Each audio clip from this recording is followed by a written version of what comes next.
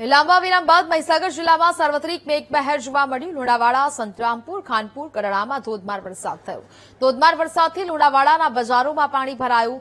દરકોલી દરવાજા, હાટડિયા બજાર, આસ્થાના બજારમાં પાણી ભરાયા। દરકોલી દરવાજામાં પાણી ભરાતા વાહન ચાલકો અને રાહદારીઓ પરેશાન થયા। લાંબા વિરામ બાદ સાર્વત્રિક મેઘમહેરથી ખેડૂતોમાં ખુશીનો માહોલ જોવા મળી રહ્યો છે।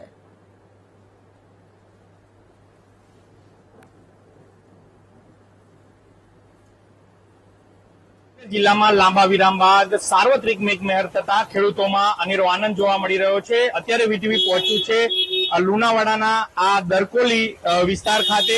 અત્યારે આ દરકોલી વિસ્તારના દ્રશ્ય છે। કહી શકાય કે જે રીતે લાંબા વિરામ બાદ જે રીતે વરસાદ વરસ્યો છે, જેને લઈને અત્યારે જે હાટડિયા બજાર છે, માંડવી બજાર છે અને આ દરકોલી વિસ્તાર છે, ત્યાં ઘૂંટણસમાં પાણી ભરાયા છે।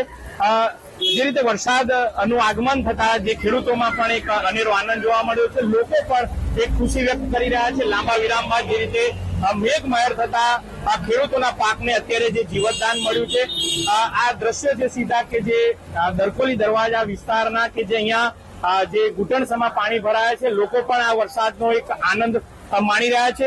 લાંબા વિરામ બાદ જે રીતે વરસાદ વરસતા હાલ જે ખેડૂતોનો જે પાક છે તેને જીવતદાન મળ્યું છે। વિશાલ પારેખ, વીટીવી ન્યૂઝ, મહીસાગર। તો લુણાવાડાના બજારોમાં પાણી ભરાયા છે। જે પ્રકારે વાહન ચાલકો અને રાહદારીઓ હાલ તો પરેશાન થઈ રહ્યા છે। અનેક વિસ્તારો પાણીમાં ગરકાવ થવાને કારણે લોકોને હાલાકી ભોગવવાનો વારો આવ્યો છે। સાર્વત્રિક મેઘમહેર જોવા મળી છે, જેને કારણે બીજી બાજુ ખેડૂતોમાં ખુશીનો માહોલ જોવા મળી રહ્યો છે। તો કેટલાક વિસ્તારોમાં રોડ રસ્તાઓ પાણીમાં ગરકાવ થવાને કારણે સામાન્ય જનતા હાલાકીનો સામનો કરી રહી છે। પાણી ભરાઈ જવાને કારણે વાહન ચાલકો પરેશાન થઈ રહ્યા છે। ભરાયેલા પાણીમાંથી નીકળવા માટે વાહન ચાલકો હાલ તો મજબૂર બની રહ્યા છે। સમગ્ર દ્રશ્યો સામે આવી રહ્યા છે અને જ્યાં હવે દરકોલી દરવાજામાં પણ પાણી ભરાતા વાહન ચાલકો અને રાહદારીઓ પરેશાનીનો સામનો કરી રહ્યા છે।